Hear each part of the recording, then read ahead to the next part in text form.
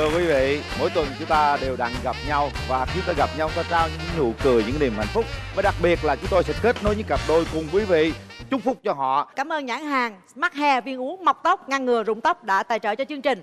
Hy vọng ngày hôm nay với hai cặp đôi để xem nhưng bữa nay tính vui có, tính đúng vui rồi, quên thiệt. Trời, mới đi đám cưới đây mà. Thưa quý vị, ngày hôm nay có một cặp đôi quay trở lại trả lễ cho chương trình. Đó chính là hai bạn Ngọc Huyền và Hữu Minh. Xin mời Ngọc Huyền và Hữu Minh. Em hãy nói cho mọi người biết đi, sau khi mà bấm nút hẹn hò thì khoảng bao lâu tụi em đăng ký kết hôn? Tầm khoảng 5 tháng tụi em đăng ký kết hôn. Bao lâu nữa thì làm đám cưới? 2 tháng sau thì làm đám cưới. 7 tháng. mấy tháng nữa là có con. Dạ câu trả lời này khó. Cái đó từ từ, bình tĩnh rồi, cái gì đến sẽ đến. Cảm ơn. Đây anh thay mặt chương trình sẽ nhận cái lễ này ha. Rồi một lần nữa thì chúc các em hạnh phúc đến răng long đầu bạc. Dạ em cảm ơn chương trình ạ. Cảm ơn hai em nha. Dạ, em cảm ơn anh chị rất. Và ngay bây giờ thì chúng ta sẽ đến với cặp đôi của ngày hôm nay, xem là họ có đồng ý bấm nút trên sân khấu bạn muốn hẹn hò hay không nhé. Xin mời quý vị đến với cặp đôi đầu tiên. Ít nói hay cười? Bên kia tự kỷ hay nóng? Mẫu người đàn ông của em cao to đen và đặc biệt phải hôi ạ. Gì vậy? Trời đất ơi. Anh trắng chứ không đen đâu. Cứ là con trai này em đồng ý hết à. Mời bạn nam.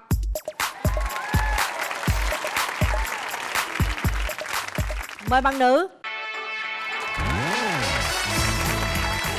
Rồi mời em ngồi. Em gái giới thiệu bản thân mình trước đi. Dạ em xin chào anh Quyền Linh và chị Cát Tường và chào bạn nam bên kia. Em tên là Đỗ Thanh Xuân, quê gốc em ở Thái Bình nhưng em lớn lên ở Kiên Giang và hiện tại em đang công tác tại Sài Gòn ạ. Em đang làm bên ngành xây dựng ạ. Em làm bên phòng hành chính nhân sự. Bên phòng hành chính nhân sự thôi đúng không? Năm nay em 29 tuổi rồi ạ. Mời bạn trai. Em chào anh Quyền Linh, em chào chị Cát Tường, chào toàn thể quý vị khán giả, chào bạn gái ngồi bên kia. Em xin tự giới thiệu, em là Phan Hiểu Tú, quê ở Hà Tĩnh. Em năm nay 34 tuổi, em ở Thủ Đức. 2 tháng trước thì em làm bên điện, bên công trình. Bây giờ em chuyển qua làm ngoài, thi công bên cáp mạng, cáp viễn thông. Bây giờ mình giới thiệu một xíu về điểm mạnh, điểm yếu của mình đi. Điểm mạnh của em là em hay nói, còn điểm yếu của em thì hay bị tự kỷ. Hay nói mà sao hay bị tự kỷ? Thì nhiều khi mình nói nhiều quá nên mình nói một mình luôn. Nói xong quay lại ta đi hết trơn, còn mình giờ vẫn nói. Rồi, thì hóa ra mình tự kỷ. Với em rất là nóng tính á. Bạn trai là điểm mạnh điểm yếu của em là gì? Em thì hay chơi thể thao, còn văn nghệ thì ít lắm. Em thì thích bóng đá với bóng chuyền. Tính tình của em thì vui vẻ, nhưng mà được cái ít nói, hay cười. Em ít nói hay cười? Bên kia tự kỷ hay nóng? Không, em cũng nói nhiều lắm anh ơi. Có nói nhiều hả? Dạ. Bên kia mà tự kỷ á, là bên đây cứ ngồi kế bên cười hoài luôn. Mà hồi bên kia nóng, bên đây cũng cười. Thế là quề được. Em gái, em đã trải qua mấy mối tình rồi? Dạ, báo cáo anh là 2 mối tình ạ. Mối tình mới nhất là em mới chia tay được 1 năm ạ. Bọn em cũng quen nhau, cũng chuẩn bị cưới rồi. Nhưng mà vì em không quan tâm nhiều cho gia đình anh ấy nắm. Đấy là theo anh ấy nói, nên anh ấy quyết định anh chia tay. Và kèm theo là anh ấy cũng có đòi quà em nữa, cho nên là em cũng quyết định chia tay luôn ạ. Quà gì lớn không mà đòi? Nói chung là cái gì của anh ấy thì anh ấy muốn lấy lại thì em cũng gửi lại luôn. Trời ơi, thiệt á, ác như quen nhau mà tới luôn. hồi tính cưới luôn rồi mà không cưới đòi lại. Chắc là anh ấy mê bài hát là chia tay đòi quà, cho nên là em cũng thôi gửi lại anh ấy luôn. Ủa anh chia tay có đòi quà không anh? Dạ không em ơi. Dạ, để em còn biết rồi em không nhận quà luôn. Tại anh đâu có tặng quà gì đâu, anh đòi. Rồi mình có mấy mối tình rồi em trai? Em cũng có 2 mối tình này. Còn mối tình thứ hai thì cũng cách đây được hơn 4 năm này. Bạn gái bên kia, dạ, bạn muốn tìm một mẫu người đàn ông như thế nào? Mẫu người đàn ông của em lý tưởng từ hồi đó đến giờ là cao to đen và đặc biệt phải hôi ạ. Gì vậy? Trời đất ơi. Hôi là hôi sao? Không phải là hôi, mà là ý của em là anh ấy cao to, là anh ấy khỏe khoắn. Mà hôi tức là anh ấy chịu khó làm lụng, chứ không có màu mè lúc nào cũng xịt nước hoa lên người như thế thì em lại không thích như thế. Cho nên là để nguyên thủy là mùi sao để vậy? Nói chung là anh ấy chịu khó làm ăn là chính, còn lại là rồi em nói hình thức bên ngoài nó không ấy, nhưng mà cái câu nó quen thì thành là cao to đen và đặc biệt phải hôi. Trời ơi, thì em nói là cao. Anh trắng chứ không đen đâu. Dạ. Không, đấy là mẫu trước giờ em tìm không ra. Nhưng bây giờ thì thôi, cứ là con trai này em đồng ý hết à. Thí dụ như không cao to mà không đen mà hôi được không? Cũng được, nhưng mà tại vì bây giờ ế quá rồi anh ạ. Miễn sao có hôi thôi đúng không? Gu lạ thiệt. Thiếu gì từ nói, nghĩa là cao to đen chịu khó làm lụng hay là cái gì đó. Hôi cái tôi liên tưởng tới nhiều cái mùi đặc biệt. Thiệt. Rồi mà bên kia làm sao? Cao trên 1m65 này được rồi. Trời, nó còn Tính cao tình- trên 65 là dữ à. Quen 5m58 thôi, 56. Nhưng mà mới đó hạ xuống lẹ vậy. Hạ nhanh quá, từ 65 xuống 58 à. Tính tình thì hiền lành xíu, nó cho dịu dàng tí. Đen hay trắng? Nó cho đừng có đen quá. Nhưng mà em lại đen anh ơi. Đen là đen chắc dùng kem này nó trắng. Không, nhưng mà em lại không có thói quen dùng kem. Anh mua kem anh tặng em. Mà em thoa khi nào chia tay anh đòi. Nhìn lúc đó sao ra đòi được ạ? Có cái điều gì em không thích ở người bạn trai không? Hút thuốc. Có Hỏi thuốc hỏi không? đi. Dạ Anh có không. hút thuốc không ạ? Không có. Coi thử anh có hôi không kìa. Hello. Dạ chào anh ạ. Cỡ anh đen đen hôi hôi không? Không, có người bạn trai lý tưởng của em là giống anh á. Hả? Vậy là anh hôi đúng không? Em chưa tiếp xúc với anh nhưng mà đại khái cao to đen là được rồi. Còn hôi thì em phải kiểm tra sau ạ. Tại vì em chưa kiểm tra anh nên em chưa biết ạ. Giống không? Giống không? Cũng đen đen giống mà cười tươi hơn, khỏe hơn, đẹp trai hơn. Nhưng mà không có mập bằng anh. Ốm hơn thì cũng được. Tại vì em cũng mập quá cho nên là em cũng cần người ốm ốm thôi ạ. Anh bên đây khỏe khoắn lắm em. Nụ cười rất là có duyên ha. Tóc hơi hôi hối chút hiền, được chưa? Dạ. Nhưng mà gặp cái người hiền quá rồi em có... Em cũng sợ bạn trai hiền. Tại vì là em thì cũng hơi dữ và hơi nóng tính một tí á. Mà bạn ấy hiền quá thì nhiều khi em Ủa nói vậy tốt chứ sao? không, nhiều khi em nói xong rồi bạn ấy lại không nói gì, một mình em lại thành tự kỷ luôn. Đúng rồi đó. Em mà nói bên đây ngồi cười hoài luôn á. Vậy là hên đó em. Hồi nãy giờ em đưa ra cái vấn đề mà em hay nóng giận mà gặp anh bên đây thì nó dễ xử lý lắm. Anh đây là nói gì cũng cười. Chứ gặp mà người nóng tính nữa là hai người là thế Đúng rồi, nào gây hai lộn người thôi. cùng nóng Không, lên. nhưng mà em hơi gia trưởng một tí cho nên em cũng thích anh người yêu em cũng phải hơi gia trưởng một tí. Kỳ lạ, cô này cũng lạ ta. Mình em gia trưởng thôi chứ. Nếu mình em gia trưởng quá thì em nói sao anh cũng nghe vậy thì em thành chán. Hay quá đi chứ. Trời đất ơi, phụ nữ mà gặp người đàn ông mà nói gì nghe cái đó là hên lắm luôn em. Không, nhưng mà giết thì mình thành chán, tức là lúc đó mình tự biến mình thành đàn ông rồi. Gu này cũng lạ ta. Phải có một bên nhu bên cương với em. Hai bên là cương nhau sao được. Ý của em là hơi gia trưởng một chút, tức là khi nói nên tiếng nói á, là phải có tiếng nói trong gia đình. Nói chung là đừng có sợ vợ quá đó. Đúng Phải rồi. có chính kiến. Thấy không, cười hoài thấy không? Ý của cổ là anh nói ít cũng được. Nhưng mà nói câu nào phải chắc cú câu đó. Thí dụ vợ nói hoài, nói lại nhảy suốt cả ngày, đội này đội kia, anh chỉ nói một câu chốt lại, im đi là phải nín. Đúng chưa em? Đúng chưa em? Dạ đúng rồi đấy ạ. Đó. Có cái được rồi chị. Trời, tôi thấy không có đâu. Trời. Thấy hình này không dám đâu. Giờ anh có ghen không?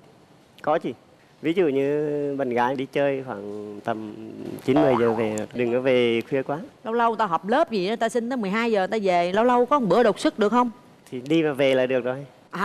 Đi về 3-4 giờ sáng người ta cũng về. Anh ơi, em lại có sở thích là rất thích đi phượt, anh có đi phượt được không ạ? Phượt thì anh hay đi lắm. Đi hai chồng chở nhau đi được rồi. Bây giờ thôi vô cái chuyện mà kết hôn á, nếu mà được thì bao lâu tiến tới hôn nhân? Bố mẹ thì cùng dục năm nay rồi. Nhưng mà hối hiện năm nay tại rồi. giờ chưa có bạn gái nên là cái này hơi khó. Lấy vợ xong mình lập nghiệp ở đâu? Thì tạm thời cứ làm ở Sài Gòn này đã. Anh có cái lý do gì bí ẩn mà sao 34 năm mà chưa có yêu ai chính thức không? Mấy một cuộc tình nó nhẹ nhàng Hầu trôi hết qua. là do cái công việc hết á. Sức khỏe ổn định không? Sức khỏe ổn định. Có cái là do cái tính tình ít nói quá thì ra khi ngại tiếp xúc với con gái. Thật sự có cảm xúc với phụ nữ không? Có chứ rồi. Có hả? Chắc chắn ha. Rồi anh cười rất là duyên luôn á, rất là đẹp trai phong trần vậy mà. Bữa nay cố gắng nha anh. Để hỏi cô này coi chừng nào cô chịu kết hôn. Bao lâu kết hôn được em? Dạ, quan trọng là bên anh ấy đồng ý là cưới liền. Tại vì em cũng ế lâu năm lắm rồi anh ạ. Đây là muốn lắm á, giờ anh thua anh nha. Cú này anh tấn công được hay không là do anh đó nha. Chứ không mai mà mối là nói vô không đó. Rồi, chị thấy là được, cặp này là gả đó. Nhưng mà giờ hỏi ý kiến người thân đi. Hôm nay em đi với ai? Em đi cùng với tập thể người yêu cũ và chị gái và đồng nghiệp của em ạ. Xin chào anh Huyền Linh, xin chào chị Cát Tường. Dạ. Cũng như xin chào khán giả đang có mặt tại trường quay. Mình là Châu, là cấp trên của Xuân. Nói thật là phải chịu đựng Xuân dữ lắm luôn nè. Nó nói suốt ấy, nói đến mức độ mà mình phải nói thôi em xin nghỉ đi, để chị nhẹ cái đầu tí. Cho nên không biết em trai này nữa chịu đựng được bao lâu nha. Lửa sẵn ở đó chịu đựng được. Chịu đựng được em ha. Tính tình cũng không ổn định đâu em à. Nó vừa nóng tính mà nó có nhiều cái tật xấu nữa. Đó, cho nên là khi mà quen là em phải tìm hiểu cho thật Tật kỹ xấu nha. gì chị thử nói một hai cái nào mà ghê gớm nhất hả chị? Mình với lại Xuân đều đến từ công ty xây dựng, cho nên trai xây dựng rất nhiều, cao to đen hôi là nhiều lắm. Nhưng mà không vớt được người nào. Lý do là cứ đùa cợt hoài, người ta không biết là cái câu nào là thật cả. biết thiệt giả. Không biết thiệt giả, bởi vậy mới có hội người yêu cũ ngồi ở đây. Nhận xét về em trai bên đây thì chị thấy rằng có cái nét tương phản. Đây ít nói hay cười, em nói nhiều, cho nên là chị thấy là hợp nhiều đó. Chị vẫn khuyên em trước là em phải chịu đựng nhé. Lần đầu tiên tôi thấy họ nhà gái tự vạch mặt nhau, trời ơi trời. Không, tại vì hôm nay sếp em là muốn đi là để vạch mặt em. Nhưng mà nói thế tốt á, nếu mà anh này anh đồng ý á là anh chấp nhận, đúng không? Sao em trai? Em nói gì với sếp gọi là bạn gái tương lai em đi. Cảm ơn chị. Thì chắc là còn sau này nếu mà hai đứa mà quen biết rồi tiến tới thì cái đó em sẽ, nếu mà trong khả năng em sẽ chịu đựng được. Rồi, cảm ơn em. Cho chị gái ruột đi, có ý kiến gì không? Nhận xét về em trai thì thấy cũng được. Thì sau của buổi chuyện này thì cũng hai em cũng bấm nút để có cho nhau cơ hội. Vậy thì cũng chịu đựng, không cái gì nói cũng nói trước thật, chứ còn không có sau này cũng không giấu giếm. Đấy là bên em cũng nói như vậy. Đàn gái thẳng thắn chưa? Đây là cũng là thật thà đấy. Rồi, đàn trai mình hôm nay đại diện có ai em trai? Giờ em có em trai cả mấy đứa em. Dạ, em xin chào anh Quyền Linh, chị Cát Tường cùng tất cả khán giả trong buổi trường ngày hôm nay ạ. Thì nói chung là anh của em á, trước tới giờ rất là hiền, vui tính, rất hay cười, ai nói gì cũng cười. Và anh ơi, mấy anh em đây là ai cũng gật đầu hết rồi đấy. Dạ. Cảm ơn em trai. Thôi bây giờ là mở hàng rào ra để cho hai bạn gặp nhau nha.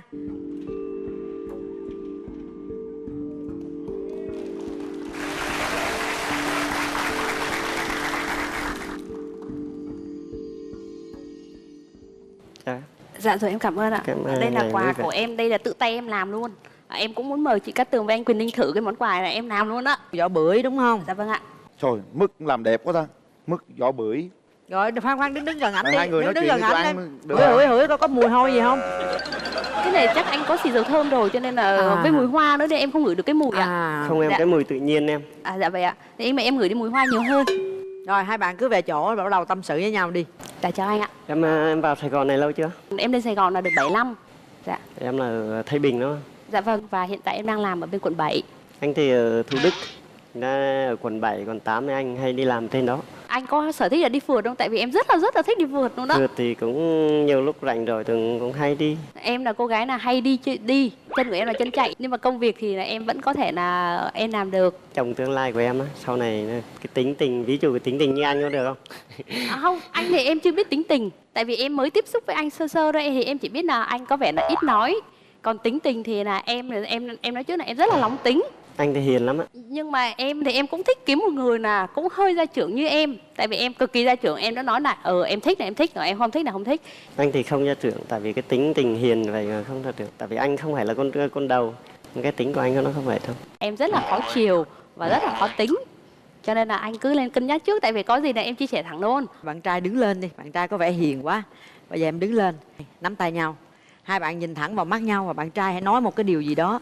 Nếu mà em chấp nhận cái tính tình hiền lành của anh thì em tính thế nào? Em nói rồi, em ế quá, bây giờ được là cưới luôn, chứ còn em không có kiểu như yêu xong là bỏ đâu. Với đặc biệt là nhớ là không được đòi quà em nha, tại vì em rất là sợ chia tay đòi quà. Rồi yên tâm, chưa có quà đâu em. Rồi nếu mà bó hoa thì anh kêu thôi trả lại cho anh bó hoa thì hoa sao? này là hoa làm quen thì chắc là chưa phải thì gọi là quà được. Quan điểm về con cái đó. Con trai con gái gì cũng được, không quan trọng. Tại vì nhà nhiều con trai nữa. Càng đông càng tốt đúng không ạ? Em này em sau này em muốn một đội bóng luôn đó. Trời ơi, cái này hơi mệt rồi. Anh có thể hát cho em được không ạ? Hát thì điểm yếu của anh là hát.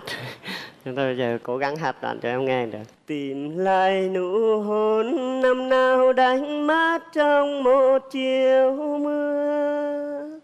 Không biết bây giờ ai có còn nhớ đến tên nhau, nhớ câu thề xưa hẹn hò trong mưa. Ai đã qua... Xin lỗi, quên mất.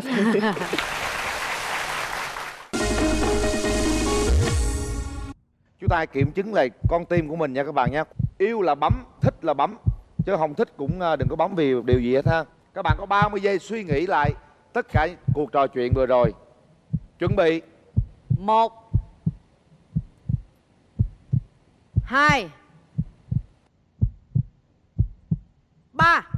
Hết thời gian. Hết thời gian. Mẹ. Rồi, chúc mừng, nắm tay nhau nào. Đây là một cặp nếu như mà có thời gian tìm hiểu nhau thì anh nghĩ sẽ bổ trợ cho nhau rất là nhiều. Đừng ăn hiếp ảnh nha. Không, em thì ít ăn hiếp ai lắm, nhưng mà ai cứ gì em cũng sợ hết á. Đây là chiếc vé xem phim cùng đạp Cinebox 212 lý thắng gửi tặng các bạn. Phần quà dành cho hai bạn là một phiếu mua hàng thời trang cao cấp dành cho cặp đôi từ hệ thống thương hiệu thời trang Couple TX trên toàn quốc. Đây là quà tặng một cặp gối cao su thiên nhiên Đồng Phú thuộc Tập đoàn Công nghiệp Cao su Việt Nam và một phiếu giảm giá 25% nếu như các bạn đồng ý kết hôn với nhau. Tặng hai bạn đây là một bộ sản phẩm cốm trẻ hóa trị nám đẹp da Skin Food do công ty Hoàng ZN sản xuất và phân phối gửi tặng hai bạn. Phần quà dành tặng cho hai bạn đó là một chiếc Smart TV Aquino tinh hoa công nghệ thăng hoa cảm xúc 40 inch trị giá 6.990.000 đồng nếu như hai bạn tiến tới hôn nhân.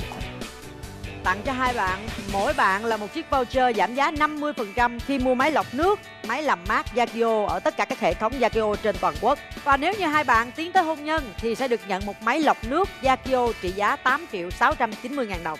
Máy lọc nước Yakio sản xuất 100% tại Hàn Quốc, được nhập khẩu và phân phối bởi công ty trách nhiệm hữu hạn Yakio Việt Nam. Chúc mừng hai bạn. Rồi, em cảm ơn ạ.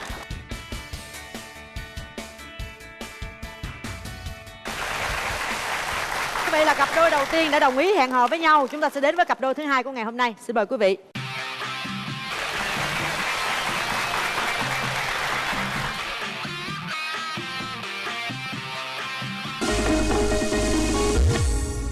Em đi phượt tới đâu rồi?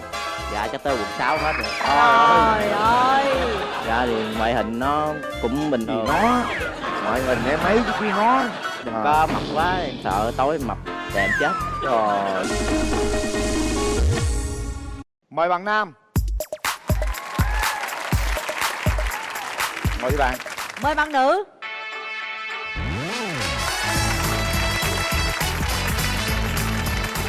Rồi, mời bạn trai giới thiệu về mình. Dạ chào anh Quyền Linh và chị Cát Tường cùng ban tổ chức cũng như các bạn đây.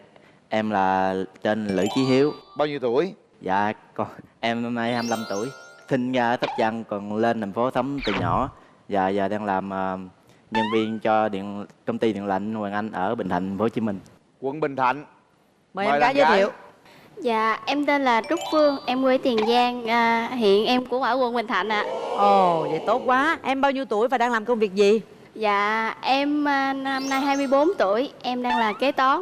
Điểm mạnh, điểm yếu của em? Điểm mạnh của em là tạo cho người khác có nhiều niềm vui. Nhưng mà vui quá thì mọi người cười nhiều, làm y như cái chợ vậy. À, coi như mỗi chỗ nào mà có em tới là y như cái chợ đúng không? Dạ, điểm yếu của em là hay quên. Một lần em làm thủ quỹ ở một công ty, em bỏ cái chìa khóa ở tại công ty. Sáng sau em phải lò mò đi lên sớm, sợ mất tiền nữa. Công ty gan quá cho em làm thủ quỹ vậy trời. Bạn trai bên kia, điểm mạnh điểm yếu của em là gì? Dạ điểm mạnh của em thì em không hút thuốc, không biết nhậu. Uống có mấy chai là bắt đầu em tới rồi, em tới bến rồi.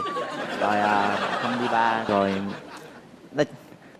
Nói chung là không có ăn chơi gì hết á. vì đúng những không? cái điểm mạnh đó mà có nhiều bạn nữ nói em như BD á. Tại vì Nói gì? Nói em gì? nói như BD á, không biết ăn chơi gì hết Ai ta. nói em BD? Nhiều bạn lắm. Bạn nữ có nói không? Dạ có, bây giờ em ấy thì Rồi em có BD Bạn thiệt có không? BD không? dạ không thẳng. Chắc không? Chắc. Cái đó để về đem tân hôn kiểm định. Điểm yếu của em là em cũng hơi nóng tính trong công việc á, tại vì ông chủ ông sai em đi làm không mà dẫn em 2-3 thằng, thì mỗi lần em nóng lên là em hay chửi, mà tụi nó làm quá là em bực mình em bỏ về luôn. Tại vì tụi nó không làm hoàn thành á thì ông chủ cứ giao cho mình là chỉ biết mình thôi, em mà bực quá là em cho tụi nó làm hết, không có làm. Với điểm yếu của em là chắc có lẽ em không được siêng lắm. Không được siêng nữa. Không được Dạ. siêng bởi vì ông chủ chửi đúng rồi. Dạ không khó, không được siêng vụ làm việc nhà giúp mẹ á. À. Cái làm về mệt cái nằm xe lai hoặc là trốn trách nhiệm. À, vậy là mai mốt lấy vợ là cũng không có phụ vợ đúng không? Dạ cái đó cũng tùy hứng, tại vì không được siêng rồi. Em có mấy mối tình rồi? Dạ nếu tính ra là chưa được mối tình dắt dai luôn á. Chưa có mối tình nào? BD Ui, mà đúng sao có mối rồi. tình? Chết vậy. Nhỏ em quen là chơi nói chuyện trên Yahoo mà. Rồi cái Yahoo thì nhắn tin ghê lắm mà điện thoại không biết nói gì á. Nhắn tin thì có ra ý tưởng hơn. Tức là xưa giờ chưa có mối tình nào luôn. Chắc có mình thích người ta chứ người ta đâu thích mình. Em có thích con gái không? Dạ có, cái đó có. Cái đó có. Có hung cô nào chưa? Dạ không rồi. Hung ai? Dạ không, bạn nữ đó đó. Hung mà người ta chê. Không. Các bạn ngày xưa gặp á trên Yahoo á. Gặp trên mạng mà hung rồi hả? Dạ, tại có gặp mặt mà. Tại em kêu là tại nhà em nhỏ thì bạn nói như là muốn thử lòng mình sao không tin á thì em mới dắt về nhà, xong thấy cái nhà kia Hung má hay là hung môi? Dạ má môi luôn á. Hung mà. Ủa mà hung xong mà người ta chê là sao, là không biết hung hả? Dạ chắc tại chê cái hoàn cảnh với lúc đó còn nhỏ quá chưa có việc làm chín chắn á. Chứ không phải là chê cái hung chứ không? Dạ. Thôi được, vậy là khẳng định là đàn ông rồi đó. Còn lần thứ hai thì cũng quen Yahoo mà quen được năm luôn. Thì người ta kêu về quê Tiền Giang á, tại người đó kêu về quê chơi đi, em nhát lúc đó nhỏ mà nó hồi về quê lỡ bị bắt cóc chuẩn bị. Trời ơi, bây giờ em rủ anh về Tiền Giang chơi kìa, cũng Tiền Giang luôn đó, em rủ coi, rủ đi. Em sợ anh đi mà lạc đường về không về được á. Bữa nay cô gái này cũng Tiền Giang luôn nè. Rồi bạn gái có mấy mối tình rồi? Dạ em có 2 mối tình nhưng mà cũng không sâu đậm lắm. Tại cũng thời sinh viên thôi. Nên đến chương trình này em muốn tìm một bạn trai để có mối tình sâu đậm. Vì thanh xuân em cũng không còn nhiều nữa. Trời ơi, mà mới có nhiêu tuổi mà thanh sao xuân. mà dữ vậy trời. Rồi, mẫu người lý tưởng của em sao? Cao và có răng khểnh, đẹp trai tí. Răng khểnh hết nguyên hàm được không? Chắc chết luôn á. Chắc chết luôn, gì đâu, nào Không vừa tới vui. cái đó đâu, không tới cái đó. Không, bây giờ có công nghệ hết rồi. Có thể chỉnh lại. Rồi còn gì nữa không? Thích đi xa tí. Tại vì em cũng rất là thích đi phượt. Nếu đi phượt thì ấy chưa đi chỗ nào vậy? Từ khúc miền Trung trở lên là chưa có đi. Còn từ khúc miền Trung trở xuống là đi cũng gần rồi. Em đi phượt tới đâu rồi? Dạ chắc tới quận 6 hết rồi. Trời ơi, cái ông này sao tôi nghi ngờ, không có đây tôi coi ổng Hèn chi sao ế vậy? đúng rồi. Dạ. Không có sức đi hay sao cưng? Dạ không có, tại thấy đi mình nó buồn. Đủ đi Tiền Giang sợ không biết đường về, đi phượt đi tới quận 6, phượt cái gì bên đó. Đứng lên đi coi coi có mạnh khỏe không? Thấy tướng cũng trời ơi cao ngon ráo lành ngon mà. lành vậy. Dạ cũng có người nói cái mặt em điểu quá, nhìn giống Sở Khanh nữa, người ta đâu có tin. Mấy người này ai chê em tôi Trời dữ vậy đất trời. ơi. Nào chê BD nè, nào chê Sở Khanh nè, nào chê Điểu nè. Thấy mặt dễ thương quá mà. Bởi vậy sao kỳ vậy ta? Em cũng biết chắc tại mỗi nhìn có cái cảm nhận riêng. Nhưng mà giờ chị hỏi em nhìn gái em trong người em thích lắm không? Thấy gái đẹp là có khoái có mê trong người không? Dạ có mà hút gió cái nó quay qua nó lườm cái rồi hết luôn. Trời đất, gặp gái mà hít gió là sao Hít không? gió là sao? Trời ơi. Không có kêu mà hút lớn lên coi. Cái người Việt Nam quê là nó không bị kêu. Nãy giờ đang quê đó. Trời ơi đây nè, em gặp gái đẹp thì em phải tạo tình huống gì ga lăng để tiếp cận người ta, chứ em hít gió em kêu ai mà em hít gió vô duyên vậy, bởi vậy không có bạn gái đúng rồi. Bữa nay quyết chí có bạn gái không? Dạ chắc Quyết bao nhiêu %? trăm đi. 100% phải không? Có cái điều gì em không thích ở người bạn gái? Dạ ăn nói mà dạng đầu to búa lớn á, hay chữ thề á. Gái nào chữ thề? Dạ cũng có chứ, tại em có chị điện lạnh bệnh viện á, có nhiều người vô cái chửi tiếng Đan Mạch không mà cũng sợ lắm. Sao? Chửi tiếng Đan Mạch tiếng không? Đan Mạch á. Tiếng Mạch nó gọi đệm mấy câu sau nó nghe kỳ lắm.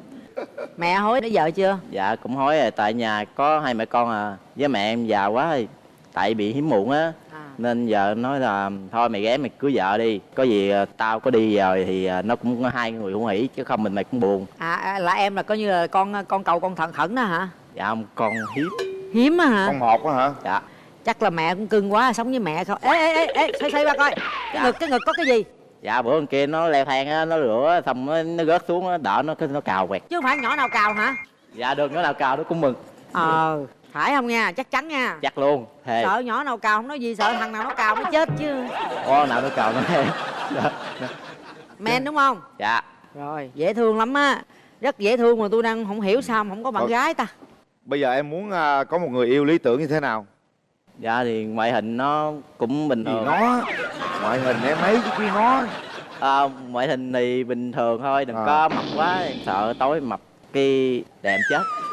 Anh ơi ngoại hình em hơi mũm mĩm thì sao? Mũm mĩm thì được nhưng mà đừng có mập quá, nó yếu. Nó yếu. Tại em cũng ốm nhơ mà đâu có Mập quá quýu hả? Dạ, tính thì phải có hiếu thảo với người lớn xíu. Thương người á. Gặp anh nào khổ cũng thương được đúng không?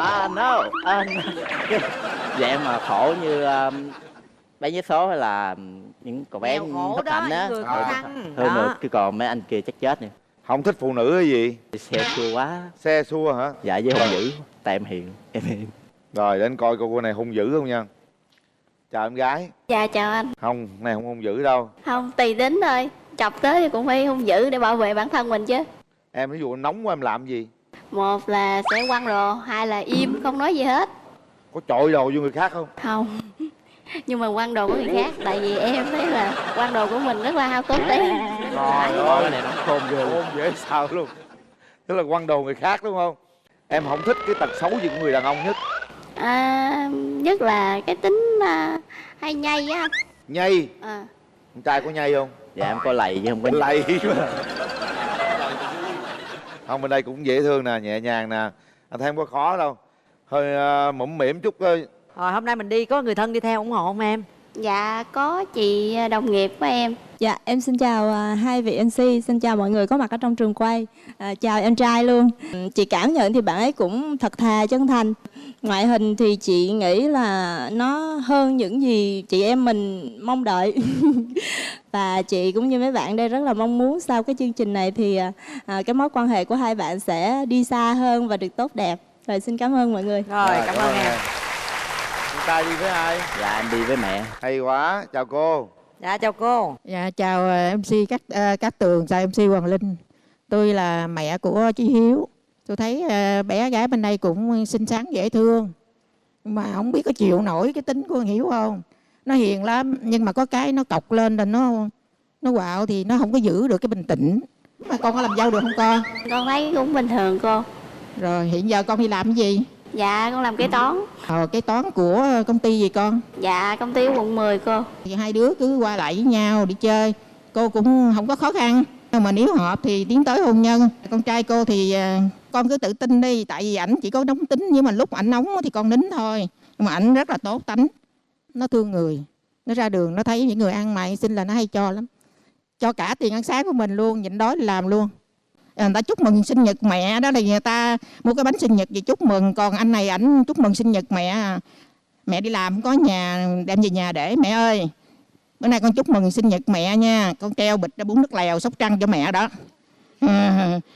Tại vì ảnh quan tâm, ảnh biết là mẹ ảnh thích món đó. Tại vì cô là người Sóc Trăng. Còn ba của Hiếu là ở Sài Gòn đó tới giờ. Đó thành ra rồi giờ sống là sống ở nhà, chung nhà của ông bà nội. Nhà thì nhỏ lắm nhưng mà đều ấm cúng. Cô cũng biết nói sao hơn mà chúc cho hai đứa được mọi điều tốt đẹp. Dạ cảm ơn cô nhiều. Rồi bây giờ thì giờ Phúc kéo đèn lên nha, để cho hai bạn gặp mặt nhau nha. Chuẩn bị. Kéo hàng rào.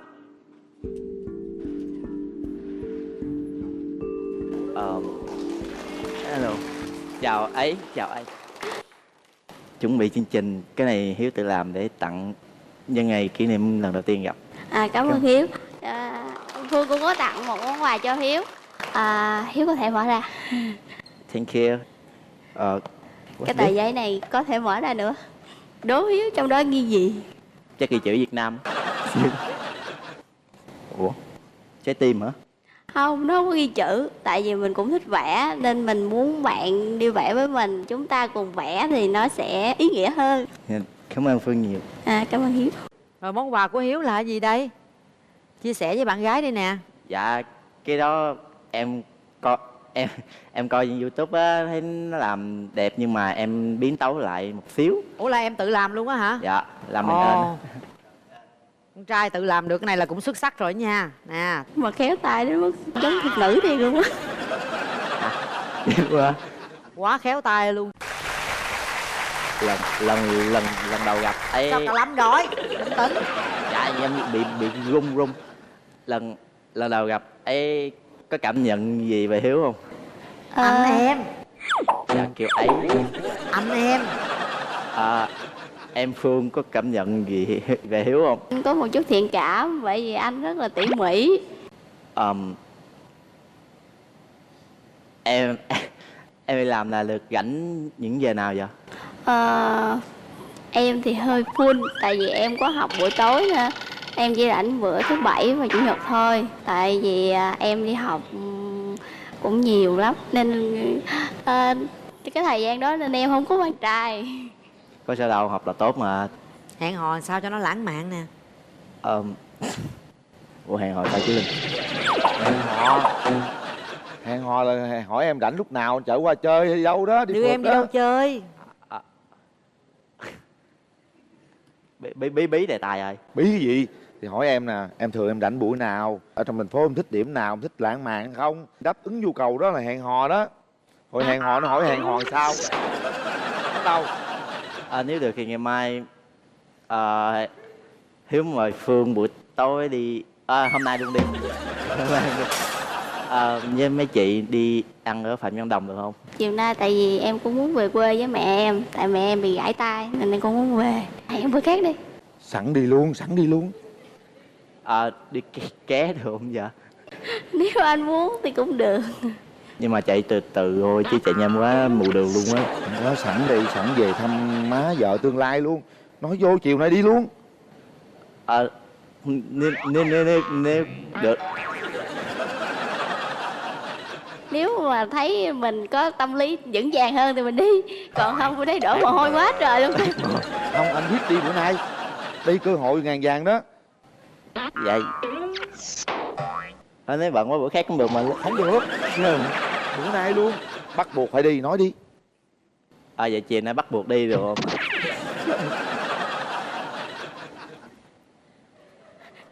Chứ Linh đừng có dục nữa.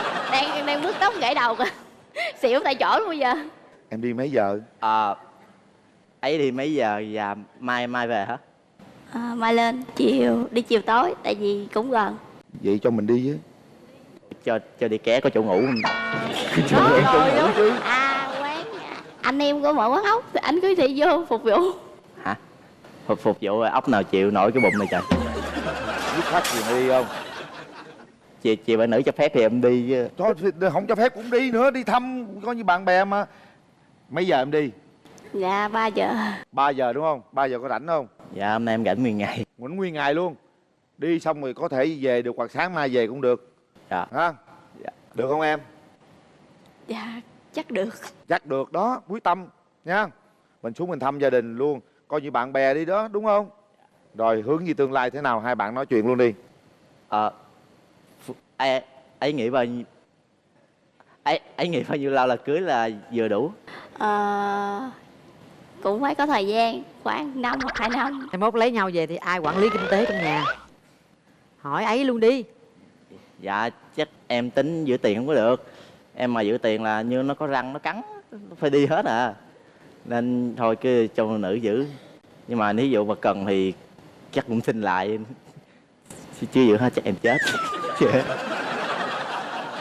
Em thì không có ba cái vụ kia nên tiền nó cũng còn, nhưng mà cái bụng của em nó cũng ăn hơi nhiều nên cũng sợ. Nghe ông này ông cô gái mà tôi mệt dễ sợ, đứng lên coi cái gì mà mồ hôi mồ kê đổ tùm lum vậy, tiến tới. Từ từ. Rồi từ từ gì, ai làm gì đâu từ từ. Nó tay dính mồ hôi, tay dính mồ hôi. Rồi anh khoanh tay chi, nắm tay.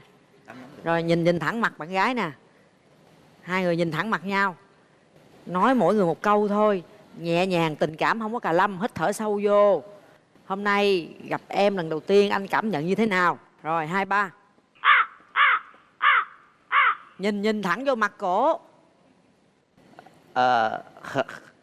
Hôm nay ấy cảm nhận như thế nào? Cảm nhận cũng được. Bạn rất là nhiệt tình và rất là dễ thương. Sao nó rung quá? Sao nó... Còn mình cảm nhận về bạn gái? Cái cảm nhận của Hiếu là Phương mũm mĩm dễ thương, chứ không có bự quá, không có dữ quá. Nói chung là dữ thì không nói trước, tại vì cũng có lúc nóng tính, lúc mình cộng mình không biết được điều gì xảy ra, nhưng mà có phải được kiềm chế lại. Nếu mà lúc mà nóng á, thì có thể là Hiếu làm cho ấy nguội, còn lúc Hiếu nóng thì ấy làm cho Hiếu nguội được không? Tại vì có ông bác hai á, thì gia đình vậy luôn á, 7 mấy năm rồi, sống hạnh phúc lắm, thì có bắt chước vậy đi. Ấy cho phép chiều nay. chiều nay đi ké thì thí dụ đi ké đừng chạy nhanh quá nha, tại xe yếu với tay nghề không có tay lái không có cứng, sợ bỏ rơi giữa đường là ngu luôn á. Mình chạy cũng bình thường chứ không có đến mức mà vóng qua mà không ai thấy ai đâu. Vậy ủa lát nữa ấy có bấm nút không vậy? Rồi Về, xuống. về, Ngồi đây, về. ngồi đây được rồi. Ngồi xuống. Đàn trai á rất là dễ thương, rất là thật lòng, chân chất nữa nha. Ấy khó tìm ấy bên đây lắm á. Mà bên kia cũng dễ thương nữa ấy hả? Dạ anh Mùi Lịch. Bây giờ hát câu nghe tỏ tình bạn gái rồi. Em hát dở lắm Kệ, mà. hát dở mới ấn tượng. Đâu hát thử có cà lâm không? Dạ hát. Và rồi anh sẽ không nói không hứa chở che cho đời em, mà anh sẽ nắm lấy tay của em mỗi khi em thấy buồn. Anh sẽ đi với em đến lúc hết con đường đời. Tình yêu anh trao em đơn giản như thế thôi, không cao sang xa vời. Rồi. Dạ. Hát hay Tốt rồi. trời luôn, hay quá.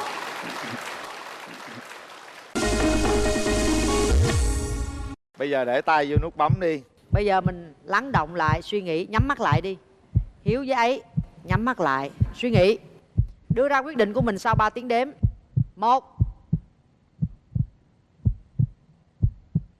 2 3. Hết thời gian.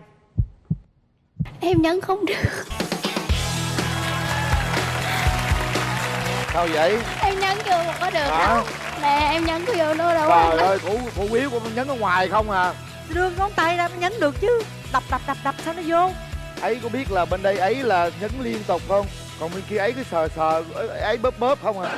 Nắm tay nhau đi. Cho ké cái tay cái. Cho Ké gì rồi, ké trên má một cái luôn. Nói là Hoàng ấy cho mình ấy cái.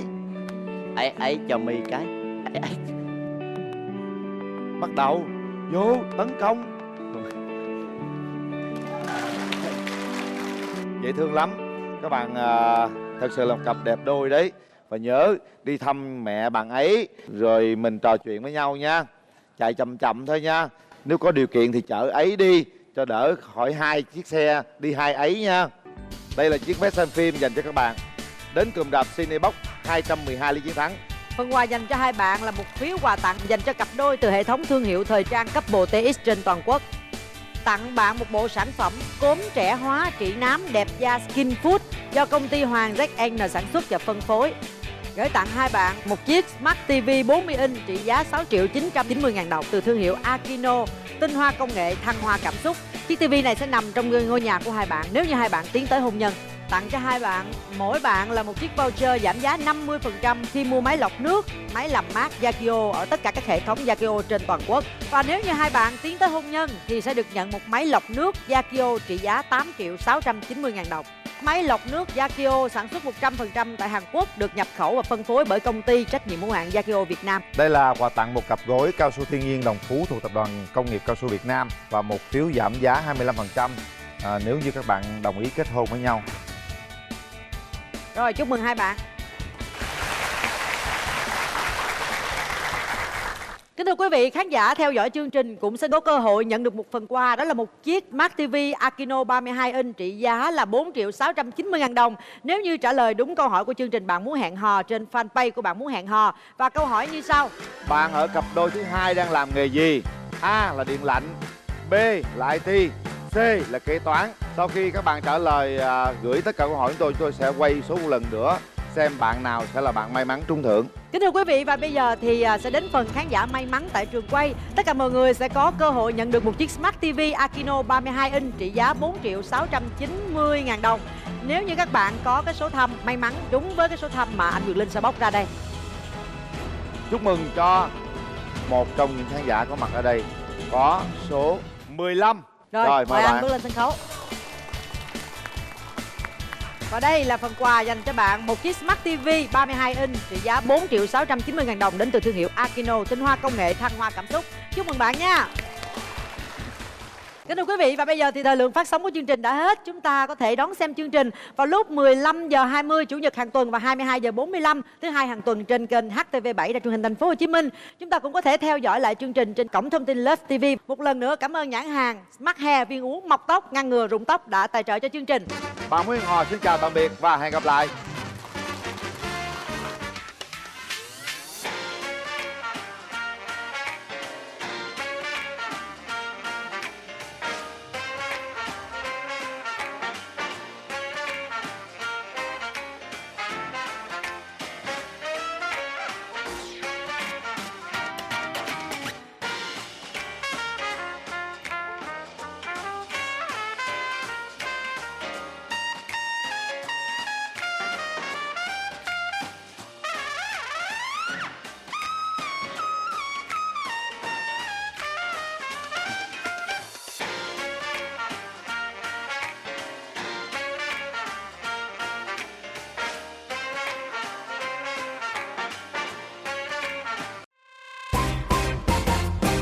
Em ăn cũng chậm, tắm cũng chậm. Em thì không gia trưởng, cũng không có mà khó khăn gì nhiều. Nói chung là em muốn một người bạn gái là đủ trưởng thành, hiểu chuyện. Mỗi khi bị stress là em chạy toilet.